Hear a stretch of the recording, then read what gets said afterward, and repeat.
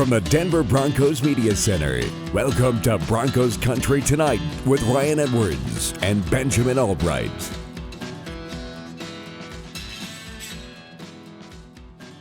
Welcome to Broncos Country Tonight. Ryan Edwards, Benjamin Allbright talking about the Broncos' third down struggles so far this season. And Ben, it didn't get any better against the Baltimore Ravens, something that they obviously have to improve on the season, averaging 8 yards to go on third down, and they were 8.9 against the Baltimore Ravens. What's leading to this, in your opinion? Because it's obviously something I think almost any offense doesn't want to be in. Well, they're throwing the football too much. They're not running the ball enough. They need to be running the ball more with Melvin Gordon on first and second down to put themselves in third and manageable. Teddy Bridgewater is not a third down quarterback. Last year, 27th in the league on third down, 29th in the league on third and 6+. This year, he's 23rd in the league on third down in terms of getting first downs out of it.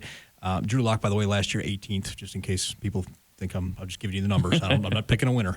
So you're going to have to get shorter situations in order to make Teddy work. And, oh, by the way, we've got an offensive line that's banged up and can't pass protect. Push the ball forward. You're getting the ball.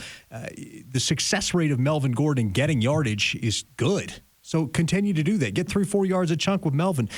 Sprinkle Javonte in there for some of those big gainers, although his success rate's a lot smaller. He's getting stuffed on some of these 1 and 2 yards. He's getting 1, 2, 30, where Melvin's getting 4, 6, 4, that kind of thing. So let Melvin Gordon run the ball on early downs. Put yourself in positions where you can take advantage of the play action pass and keep yourself ahead of the chains. It may be boring, but it's effective. Well, and that's the thing. We said that coming into the season, that for the Broncos to succeed on offense, that it might look boring at times. I think that was even one of the terms we used. Like, look, it might be boring, but this is actually going to be a path to success because you have an elite defense. And it also really sets up the entire team because there might be some questions about special teams. So in the end, work field position, work opportunities, give yourself guaranteed shots at points, and then let your defense do what they do. The problem is they got out of balance against the Ravens. I mean, you were the number one team in time of possession. You flipped that. By almost 10 minutes, you lost in time of possession against the Ravens. And the Ravens really didn't run it all that effectively. They still beat you in time of possession handily. So that's where it kind of comes back to is like, eventually you're going to have to kind of accept who you are. And I think we've been oohing and awing at the Teddy Bridgewater passing numbers. Everybody keeps looking at all these metrics and EPA and everything like that. It is very exciting because he has been, up to this point, performing better than I think a lot of us expected. But again, know who you are. Work within the realm of what you are, and you're going to have more success. A lot of what Teddy has done, and those numbers are lying to you. Done it against bad defenses. We talked about that. But the reality is a lot of that's in plus EV situations. He's throwing the ball when you ought to be running, when the defense is expecting a run, throwing off play action. It's padding the numbers a little bit.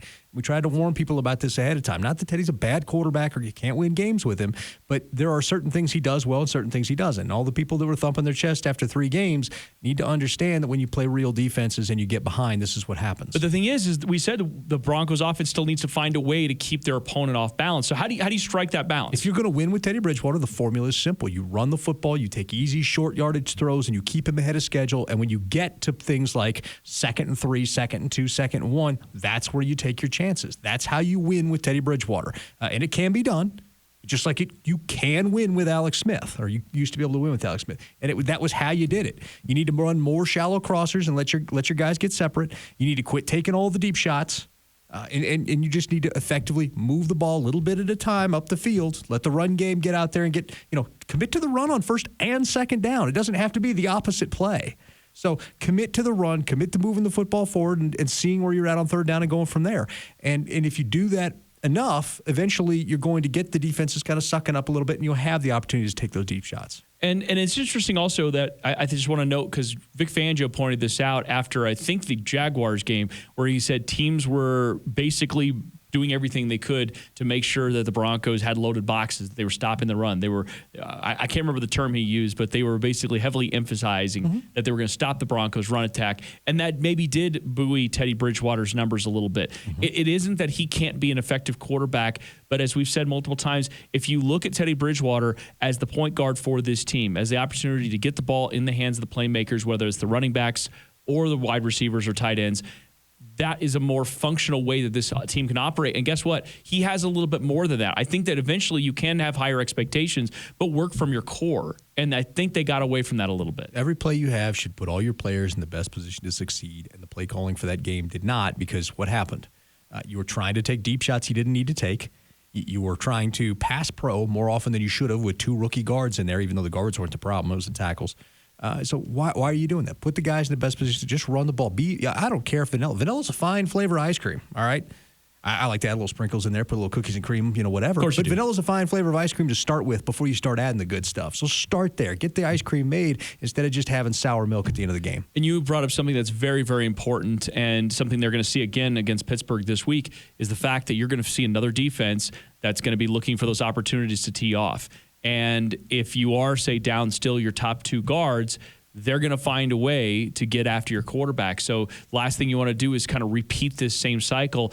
And on top of that, put yourself in a position where you're trailing by multiple scores and you have to throw the ball and you are one-dimensional. That's the one question, one of the biggest questions we had coming into this season.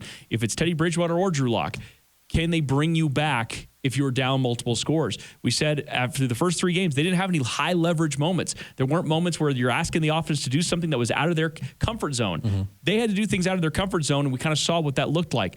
Don't put yourself in that situation. Keep it close. Keep yourself in position to maybe even have a lead into the second half. I think this team will be able to close games out effectively. That's the formula. Just got to do it. Just got to execute it. Yeah, certainly. So, big test this week against Pittsburgh Steelers, and tomorrow we will spend some time breaking that down. For Benjamin Allbright, I'm Ryan Edwards. Thanks for watching Broncos Country Tonight.